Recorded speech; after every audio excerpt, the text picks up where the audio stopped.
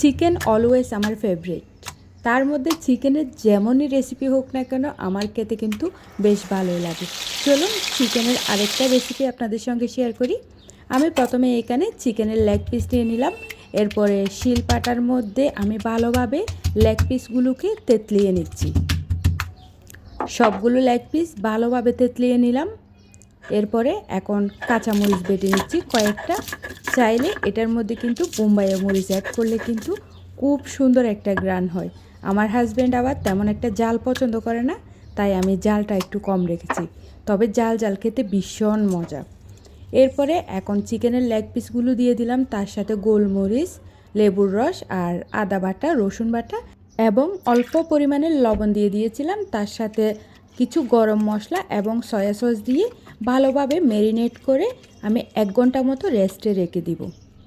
হাতে কম সময় থাকলে আধা ঘন্টা মতো রেস্টে রাখা যায়। এরপরে চিকেনগুলো নিয়ে নিলাম, তার উপরে কিছুটা পরিমাণে চিলি ফ্লেক্স দিয়ে দিলাম। এটার কারণে কিন্তু স্বাদ আরও বেশি বেড়ে যাবে।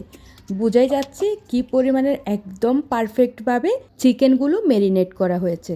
আমি প্রথম থেকেই কিছু শুকনো উপকরণ মিশিয়ে চিকেনগুলো কোট করার জন্য রেখে দিয়েছিলাম। শুকনো উপকরণের মধ্যে ময়দা, বেসন এবং হলুদ গুঁড়া, মরিচের গুঁড়া, তার সাথে অল্প পরিমাণের ভাজা জিরার গুঁড়া এবং অল্প পরিমাণের লবণও দিয়ে দিয়েছিলাম। এখন সবগুলো চিকেনকে আমি ভালোভাবে কোট করে নেব।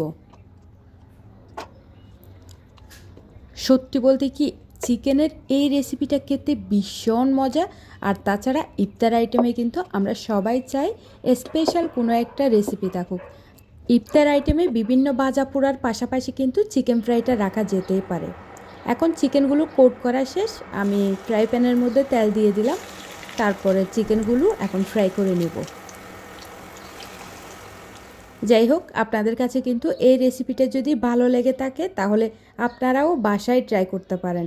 এবং তার সাথে কিন্তু চিকেনের মধ্যে ঝালের পরিমাণটা একটু বেশি পরিমাণে রাখবেন, দেখবেন খেতে বেশ ভালোই লাগতেছে। এদিক দিয়ে আমি চিকেনগুলো উল্টে পাল্টে ফ্রাই করে নিচ্ছি। এই তো একদম পারফেক্টভাবে ফ্রাই হয়ে গেছে। আজকে এই পর্যন্ত, দেখা হবে আবার অন্য কোনো রেসিপি নিয়ে।